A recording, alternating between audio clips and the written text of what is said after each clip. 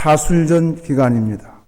사순절은 부활절 40일 전부터 부활절을 준비하는 기간을 사순절이라 이렇게 말하고 있습니다. 오늘 저는 예수님의 고난에 대해서 어떤 자세로 고난을 대처하셨는가에 대해서 말씀을 드리고자 합니다. 예수 믿는 사람은 누구나 다 그리스도와 함께 고난받는 자리에 처하게 됩니다. 로마서 8장 17절에 보면은 자녀이면 또한 상속자 곧 하나님의 상속자요 그리스도와 함께한 상속자니 우리가 그와 함께 영광을 받기 위하여 고난도 함께 받아야 할 것이라고 말씀하고 있습니다.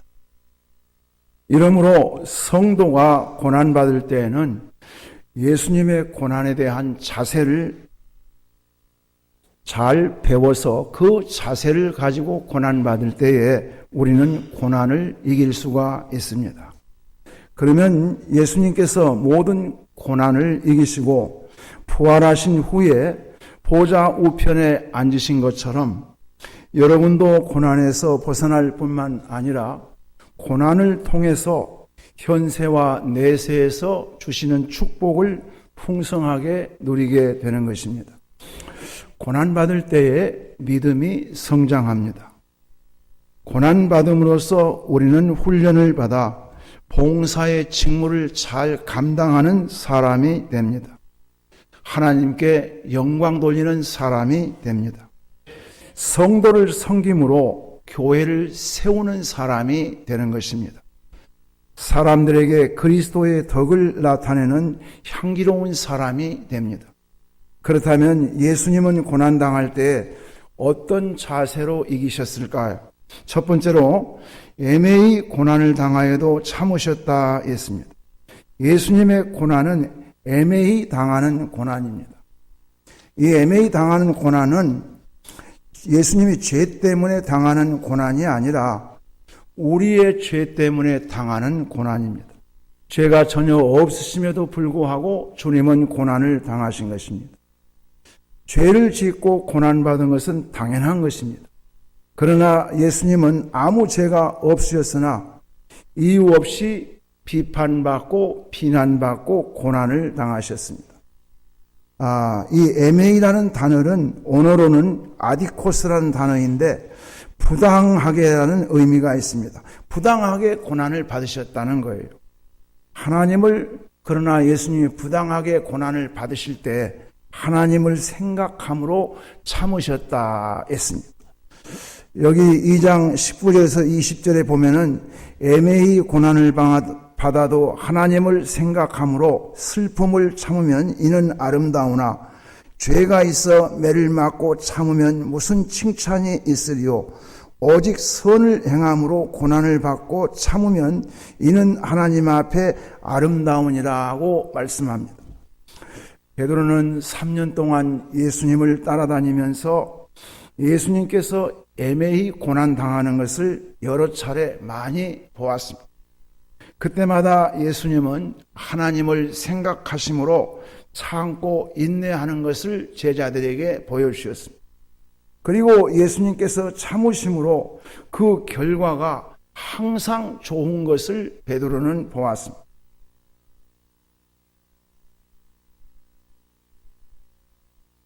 그리고 고난받는 성도들에게 베드로는 이 편지를 보내고 있는 것입니다. 아마도 이 편지를 보내면서 베드로는 예수님께서 겟세마네 동산에서 기도하시던 밤에 잡히신 그 상황을 생각하고 있었을 것입니다. 많은 무리들이 예수님을 체포하려고 검과 몽치를 가지고 예수님께 다가왔습니다. 이때 화가 나서 베드로가 칼을 빼어 말고의 귀를 잘랐다 했습니다. 예수님은 칼을 쓰는 자는 칼로 망한다 하시면서 말고의 귀를 고쳐주셨습니다. 그리고 오늘 베드로는 지금 그때 일을 떠오르고 그때 일을 생각하면서 애매히 고난을 당하여도 하나님을 생각하고 참으면 아름답다라고 말하고 있습니다. 예수님은 아무리 애매히 고난을 받아도 참으시는 분이었습니다. 야고보서 1장 4절에 보면은 인내를 온전히 이루라. 이는 너희로 온전하고 구비하여 조금도 부족함이 없게 하려 함이라고 말씀합니다. 여러분이 애매히 고난을 받을 때에 예수님의 인내를 생각하시기 바랍니다. 그리고 예수님의 인내를 생각하시면서 참으시기 바랍니다. 그러면 조금도 부족함이 없도록 하나님께서 여러분에게 축복해 주시는 것입니다. 두 번째로 생각할 것은 고난받으신 본이 되었다고 말씀하고 있습니다. 예수님의 고난은 우리에게 고난을 보여주신 것입니다.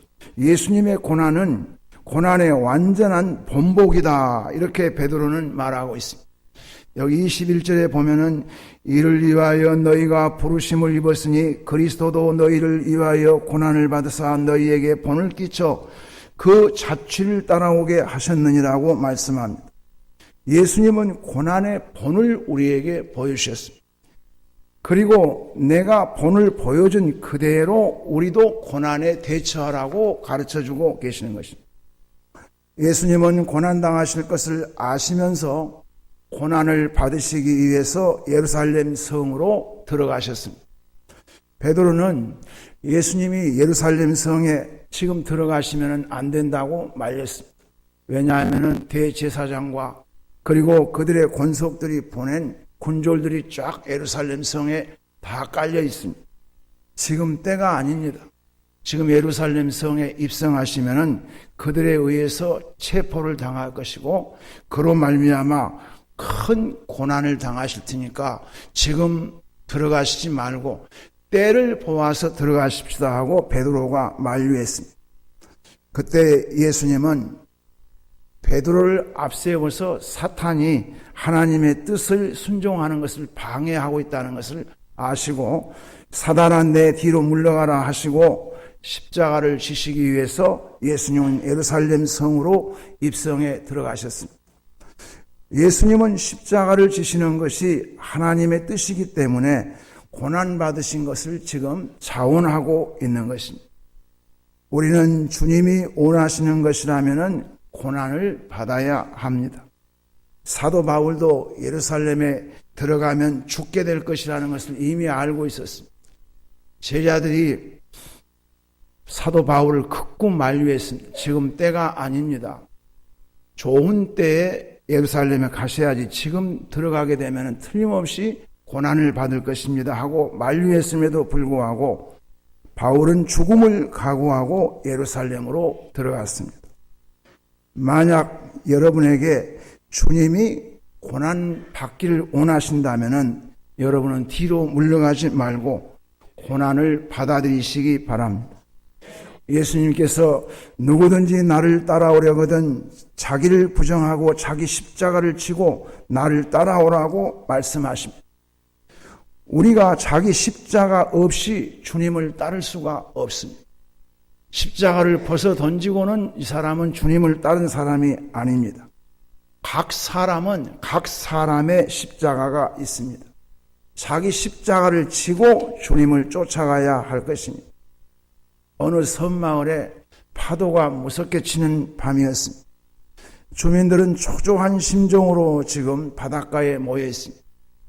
배가 파손되어 가지고 보면은 구조대가 지금 구조하러 떠나갔는데 그 구조원들이 돌아왔을 때 보면 한 청년이 구조를 받지 못했습니다. 그래서 다시 구조대장이 우리는 다시 이 청년을 구하기 위해서 바다로 가야 합니다 하고 말하니까 많은 사람들이 나서지는 않았는데 한 청년이 제가 가겠습니다 하고 나섰습니다. 그의 어머니가 말렸습니다. 지금 네 형도 돌아오지 않고 있는데 네 형도 지금 아마 바다에 빠져 죽었을 것 같다. 그럼 너까지 잃어버리면 나는 어떻게 사느냐. 그리고는 만류를 했습니다. 그럼에도 불구하고 어머니 지금 제가 가지 않으면 이 사람을 누가 구조하겠습니까? 저는 구조대장하고 같이 가겠습니다 하고 떠나갔습니다. 그런데 얼마 후에 다시 구조대장이 돌아왔습니다. 그 청년이 어머니에게 달려와서 외칩니다. 형님이 살아왔습니다, 어머니. 그 물에 빠진 청년이, 구조하지 못한 청년이 바로 저의 형님이었습니다 하고 외치더라는 거예요. 여러분 보십시오. 어머니의 만류를 뿌리치고 그 청년이 희생을 각오하고 갔었기 때문에 자기 형을 살릴 수가 있었던 것입니다. 우리가 사랑하면은 고난받을 수 있습니다. 주님을 사랑하면은 주님 때문에 고난받을 수 있습니다. 교회를 사랑하면은 교회를 위하여서 고난받을 수 있습니다. 가족을 사랑하는 사람은 가족을 위해서 희생할 수 있습니다. 나라를 사랑하면은 나라를 위하여 고난받을 수 있다는 것입니다. 사랑하면은 희생할 수 있다는 것입니다. 세 번째로 예수님께서는 욕을 받으셔도 욕하시지 않았다고 했습니다. 예수님은 욕하는 자들을 향하여 같이 욕하지 않으시고 오히려 기도하셨다 했습니다. 베드로는 이런 예수님의 모습을 똑똑히 보았습니다. 예수님이 십자가에 못 박아 돌아가실 때였습니다. 로마 병정들이 예수님을 향해서 사정없이 채찍을 휘두르고 그리고 조롱하고 괴롭혔습니다. 그럼에도 불구하고 예수님은 십자가에 달리시면서 아무 말이 없으셨습니다. 십자가에 높이 달린 예수님 앞을 지나가면서 자기 백성들이 얼굴에 침을 뱉고 그리고 보면은 네가 하나님의 아들이든 내려오라 하고 온갖 욕설과 조롱을 퍼부었습니다. 누가복음 23장 34절에 보면은 예수님은 그들에게 욕을 욕으로 갚지 않으시고 아버지여 저희를 사하여 주옵소서 자기의 하는 것을 알지 못함이니이다 라고 도리어 예수님이 기도하고 계십니다. 이런 모습을 분명하게 목격한 베드로는 23절에서 욕을 당하시되 맞대어 욕하지 아니하시고 고난을 당하시되 비방하지 아니하시고 오직 공의로 심판하시는 하나님께 부탁하시며라고 말씀하고 있습니다. 만약 욕하고 저주하는 사람에게 나도 똑같이 욕하고 똑같이 저주한다면 똑같은 사람이 되고 마는 것입니다. 분명히 욕하고 저주하는 사람은 자기 자신이 그 죄에 대한 보응을 받게 될 것입니다. 이것이 모든 것을 다 아시는 심판주 되시는 하나님께서 공의로 심판하시는 것이 하나님의 뜻이라는 것을 주님은 알고 계시기 때문에 모든 것을 하나님의 심판하시는 손에 맡기셨다 했습니다. 각각 지은 죄에 대해서 죄값을 치르게 되는 것입니다. 나에게 죄가 없다면 그의 모든 욕은 다른 사람에게 돌아갈 것이고 내게 죄가 있다면 내게로 그 죄는 돌아올 것입니다. 방울뱀은요 몹시 화가 나면은 자기 몸을 막 물어뜯는다고 합니다. 제 몸에 상처를 막 주는 동물이라는 거예요. 이 사람도 마찬가지입니다. 사람도 막 화가 나면은 상대방을 불편하게 할 뿐만 아니라 보면은 상대방에게 욕설과 보응과 보복을 하려고 합니다. 그러나 사실 이것은요 상대방에게 그렇게 하는 것이 아니라 자신의 몸에 피해를 주는 것이라는 것입니다. 화병은 모든 병의 화근이 됩니다. 화를 잘 내는 사람은 일반적으로 이해심이 적은 사람이라는 거예요. 경험이 많고 깊은 경륜을 가지고 있는 사람일수록 보면은 화를 적게 낸다는 거예요. 다시 말하면은 우리가 흔히 그런 말을 하지 않습니까? 내공이 좀 있는 사람이다. 그런 말을 하는 거예요. 오랫동안 그래도 세월을 살아오면서 만고풍상을 많이 겪은 어른 세대에 대해서는 이것을 알고 이해를 하고 화를 절제하고 자제할 수가 있는 능력이 있습니다. 여러분, 화를 잘 다스릴 줄 알아야 됩니다. 분노가 있는 곳에는 은혜가 없습니다. 사람들이 욕을 한다고 할지라도 화를 내지 않고 조용히 그 결과를 기다려야 됩니다. 어떻게 이렇게 조용히 결과를 기다려야 합니까? 주님을 바라보고 조용히 기다리는 것입니다. 욕을 받을 때 같이 욕하고 같이 화내면은 결국은 자기 손해라는 것입니다. 욕을 받아도 욕하지 않는 것이 참 지혜라는 것입니다.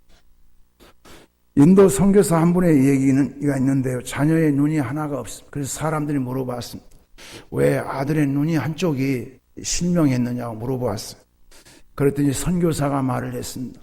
그 인도 사람들이 얼굴색이 다르고 그리고 눈 색깔이 파란 눈이고 그래가지고 이 아이를 붙잡아다가 이 눈에다가 못을 박았다는 거예요. 그래서 이 아이가 실명을 했습니다 하고 눈물을 흘리면서 보면은 이 얘기를 하더랍니다. 그러면서 더 이상 내가 이 인도에서 다른 사람들을 위해서 생명 살린다고 희생할 이유가 어디 있겠느냐 하고 돌아갈 결심을 하고 돌아가자고 보따리를 쌓았습니다. 그런데 그 어린 애가 보면은 아버지 저는 가지 않겠습니다. 저는 앞으로 커서 선교사가 되겠습니다. 아버님 가지 마십시다. 여기에서 하나님의 복음을 전합시다 하고 아버지가 짐을 싸는데 만류를 했습니다. 선교사는 그 아들을 붙잡고 실컷 울고 나서 짐을 다시 풀었습니다. 예수님의 고난이 이런 고난이라는 것입니다. 욕을 받아도 욕하지 않았습니다. 눈을 빼도 복수하지 않았습니다. 십자가에 못 박아도 용서하셨습니다. 하나님께서 처리하실 때까지 묵묵히 고난을 다 감당하신 것입니다. 여러분 혹시 억울한 일이 있습니까? 살아가다 보면 억울한 일이 있습니다. 이럴 때 우리는 주님의 바라보면서 보면 이 주님이 욕을 받으셔도 갚지 않고 이렇게 참고 그리고 하나님께서 어떻게 하시는가를 기다렸다고 했습니다. 우리는 그걸 기다려야 됩니다. 네 번째로서는 고난을 받으시며 위협하지 않았다 했습니다. 예수님은 고난을 받으시면서도 위협하지 않으셨습니다. 여기서 위협한다는 말은 언어로 아페 일레오라고 되어 있습니다. 이 말씀이 무슨 뜻이냐 하면은 경고하다 또는 애매히 고난받을 때 우리는 이렇게 협박적으로 말할 수도 있습니다. 너 그러면 나중에 재미없어? 이게 다 위협적인 말입니다. 또 애매히 고난받을 때 보면은 하나님께서 너를 가만두지 않으실 거야. 악한 사람은 다 하나님이 심판하신다. 보면은 심는 대로 거둔다. 이런 말을 주님은 하지 않으셨다는 것입니다. 23절에 보면은 고난을 받으실 때 위협하지 않으셨다고 말합니다. 구약의 율법은 눈에는 눈으로 이에는 이로 갚으라고 했습니다. 그러니까 보복을 정확히 하라는 것입니다. 보복을 허락했어요. 사람이 눈 하나를 빼면은 너도 그 눈 하나를 뺄 수 있다는 거예요. 사람이 네 팔을 자르면 너도 그 사람의 팔을 자를 수 있다는 것입니다. 이게 율법의 가르침입니다. 그러나 마태복음 5장 38절에 42절에 보면은 또 눈은 눈으로 이는 이로 갚으라 하였다는 것을 너희가 들었으나 나는 너희에게 이르노니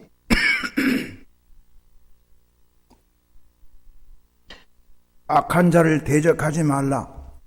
누구든지 내 오른편 뺨을 치거든 왼편도 돌려대며 또 너를 송사하여 속옷을 가지고자 하는 자에게 겉옷까지도 가지게 하며 또 누구든지 너로 억지로 오리를 가게 하거든 그 사람과 심리를 동행하고 네게 구하는 자에게 주며 네게 주고자 하는 자에게 거절하지 말라. 이렇게 말씀하십니다.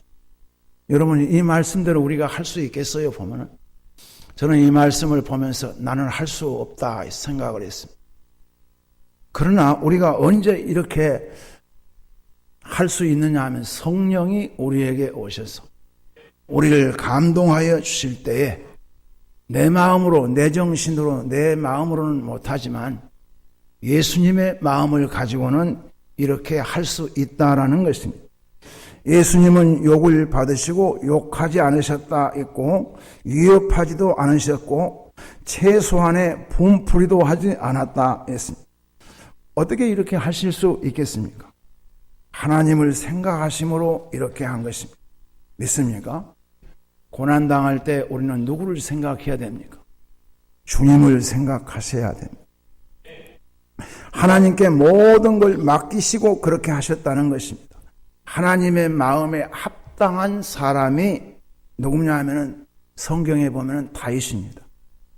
다윗이 아들 압살롬의 반역으로 궁궐에서 쫓겨나서 황급히 지금 피난길에 들어갔습니다. 근데 시므이란 사람이 갑자기 나타나가지고 다윗에게 온갖 욕설을 막 다 퍼붓습니다.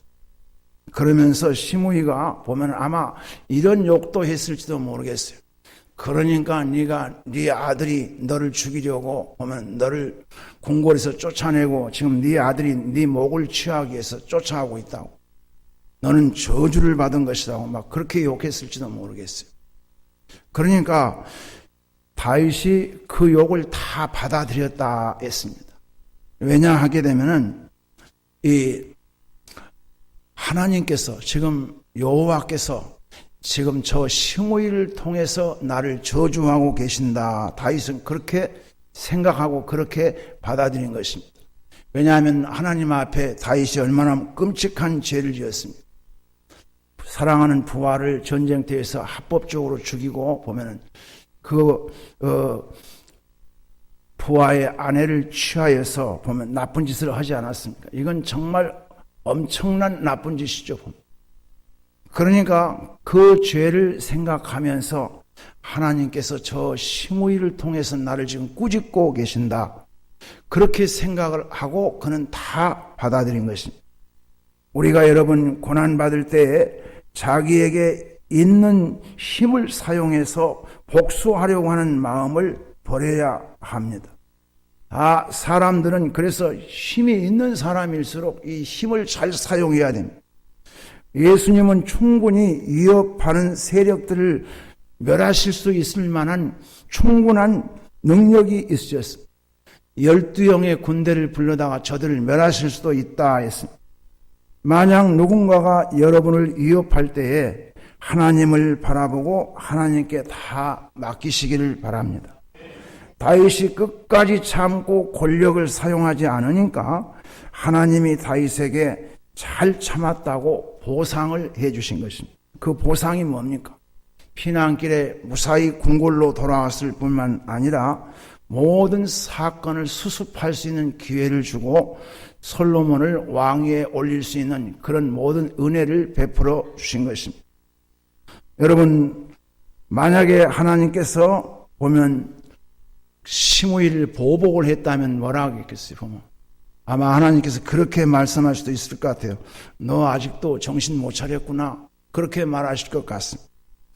다윗에게 하나님의 보상이 없었을 것입니다. 고난받을 때에 힘이 있더라도 위협하지 마시고 하나님께 다 맡겨버리시기를 바랍니다. 다섯 번째로 공의로 모든 것을 하나님께 부탁을 드렸습니다. 베드로는 예수님이 고난당하신 모습을 이렇게 말씀하고 있습니다. 23절에 25절에 보면 오직 공의로 심판하시는 자에게 부탁하시며 친히 나무에 달려 그 몸으로 우리 죄를 담당하셨으니 이는 우리로 죄에 대하여 죽고 의에 대하여 살게 하려 하심이라. 저가 채찍에 맞음으로 너희는 나음을 얻었나니 너희가 전에는 양과 같이 길을 잃었더니 이제는 너희 영혼의 목자와 감독 되신 이에게 돌아왔느니라고 말씀하고 있습니다. 예수님은 고난당할 때 모든 것을 다 하나님께 부탁한다 했습니다. 이 부탁한다는 언어는 파레디우라는 단어인데 이는 위탁하다, 넘겨주다 하는 그런 의미를 가지고 있습니다. 자기가 심판하고 자기가 판단하는 것이 아니라 본인은 고통만 당하고 판단과 결과는 다 하나님께 맡겼다 했습니다. 하나님은 공의로우신 하나님이시기 때문입니다. 다 하나님이 알아서 하실 줄로 믿으신 것입니다. 모든 것을 하나님께 맡기는 것이 참 믿음입니다.